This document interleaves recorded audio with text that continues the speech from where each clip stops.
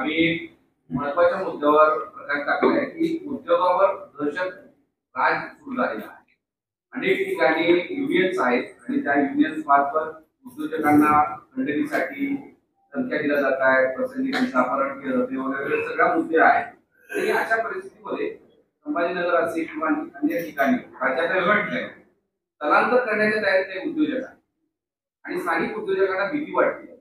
हे सगळं जे उद्योगावर संकट येते त्याच्याकडे काय विशेष लक्ष देणं गरजेचं आहे असं उद्योजक. आजच्या बैठकीमध्ये ही देखील चर्चा झाली आणि त्या बैठकीला स्वतः पोलीसचे आमचे प्रवीण पवार साहेब देखील CP साहेब उपस्थित होते. एक दोन महत्वाच्या गोष्टी याच्यामध्ये आहेत की अशी प्रवृत्ती मोडून तोडून ठेचून काढली पाहिजे. कारण जो उद्योजक येतो तो अनेकांना रोजगार देत असतो, बेरोजगारी दूर करत असतो. एखादा उद्योजक जाणीवपूर्वक त्रास देण्याचा जर प्रयत्न करत असेल तर त्याच्यासाठी देखील प्रशासन आहे.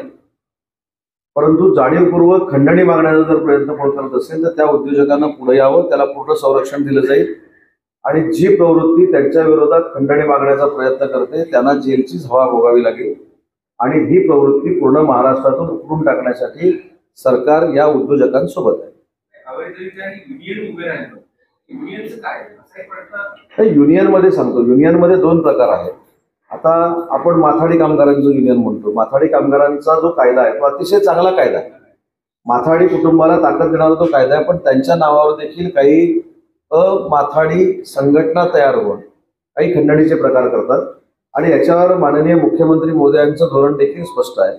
एकनाथ शिंदे साहेबांचं देखील धोरण स्पष्ट आहे.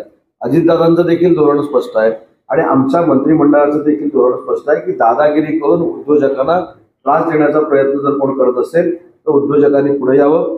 पूर्णतः उद्योजकांना आम्ही संरक्षण देऊ, पोलीस त्यांच्यावर कारवाई करेल आणि असा प्रकार पुन्हा महाराष्ट्रात घडणार नाही याची दक्षता घेऊ. परंतु कोणीतरी पुढे आलं